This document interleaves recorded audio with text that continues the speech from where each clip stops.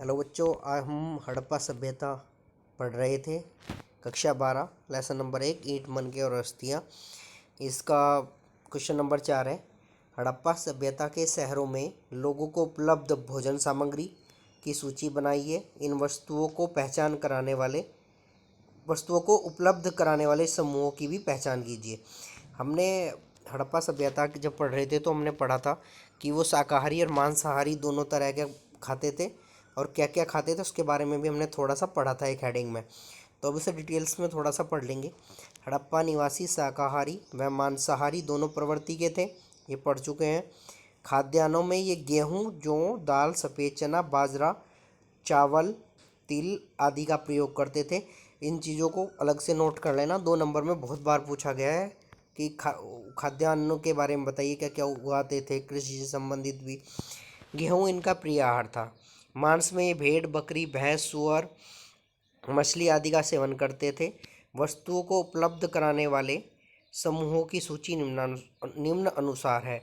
देखो, आहार सामग्री जो पेड़ पौधों से प्राप्त उत्पाद हैं, फल फ्रूट हो गए, वो संग्राहक समुदाय द्वारा उपलब्ध कराए जाते थे। मांस और मछली ये आखेटक समुदाय द्वारा उपलब्ध कराए जाते थे। आखेटक मतलब जो शिकार वगैरह करके लाते थे। और जो अन्य प्रकार की उपज है जैसे गेहूँ, जौ, ये सारी चीज़ें हमने ऊपर पढ़ी हैं। गेहूँ हो गया, सफ़ेद चना हो गया, बाजरा, चावल, तिल, दाल, गेहूँ, जौ, ये सारे कृषक समुदाय द्वारा उपलब्ध कराए जाते थे। प्रश्न बिल्कुल छोटा सा है, इतना ही है, इसे कर लेना। अगले प्रश्न पर चलेंगे। 2013 में पूछा गया है, पुरातत्वविद हड़प्पा समाज में सामाजिक आर्थिक कट रहा है थोड़ा सा, सामाजिक आर्थिक भिन्नता का पता किस प्रकार लगाते हैं। हमें बताना है कि पुरातत्वविद आर्थिक और सामाजिक भिन्नता का पता किस प्रकार लगाते हैं। देखो, हमने जब हम मोहनजोदड़ो पढ़ रहे थे पढ़ा था कि कुछ तो मकान बहुत बड़े बड़े थे और किले टाइप में थे, और कुछ मकान बहुत छोटे भी थे। तो उनसे भी पता लगता है, बहुत सारे पॉइंट्स हैं, हम आगे पढ़ेंगे तो पता लग जाएगा। पुरातत्वविदों को हड़प्पा स्थलों के उत्खनन से अनेक ऐसी वस्तुएं प्राप्त हुई हैं जिनसे सामाजिक व आर्थिक भिन्नता का पता लगता है। अ, अवशेषों से अनुमान लगाया जाता है कि समाज में उच्च वर्ग तथा निम्न वर्ग होंगे। सामान्य वर्ग में कुंभकार, सुनार, वो छूट गया है, बढ़ई है वो, शिल्पकार, लोहार, श्रमिक, किसान आदि होंगे। जबकि विशेष वर्ग में राज कर्मचारी व सेनाधिकारी व पुरोहित वर्ग का भी इसमें योगदान है। पुरोहित वर्ग का भी योगदान रहा होगा, पुरोहित वर्ग के लोग रहे होंगे, या वे लोग भी शामिल रहे होंगे जो राजा के नज़दीकी लोग हैं, या राजा की कैबिनेट कहते हैं आजकल तो, राज उसमें बैठते थे,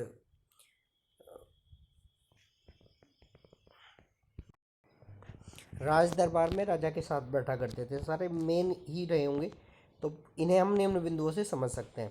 पहला बिंदु बिल्कुल सिंपल है, अनेक स्थानों से बड़े मकानों के साथ साथ एक या दो कमरे वाले मकान भी मिले हैं जो आर्थिक व सामाजिक भिन्नता दर्शाते हैं, जैसे मोहनजोदड़ो में देखा है हमने। नंबर 2, अनेक स्थानों से स्वर्ण व रजत के आभूषण मिलते हैं, जबकि दूसरी ओर मिट्टी व हाथी दांत के भी आभूषण मिले हैं। देखो, कहीं तो सोने और चांदी के आभूषण मिले हैं, कहीं मिट्टी और हाथी दांत के भी आभूषण मिले हैं। तो बड़े व घर के लोग मिट्टी के आभूषण तो नहीं पहनते होंगे, वो सोना चांदी का इस्तेमाल करते होंगे। और जो छोटे घर के व्यक्ति हैं, वो ऐसा माना जाता है जो गरीब समुदाय के लोग थे वो मिट्टी और हाथी दांत का पहनते थे। इससे भी आर्थिक भिन्नता का पता लगता है। तीसरा, मृतकों को दफनाते समय उनके पास से जो विभिन्न प्रकार की वस्तुएं रखी जाती थी, उनमें बहुमूल्य वस्तुओं के साथ साथ साधारण वस्तुएं मिली हैं।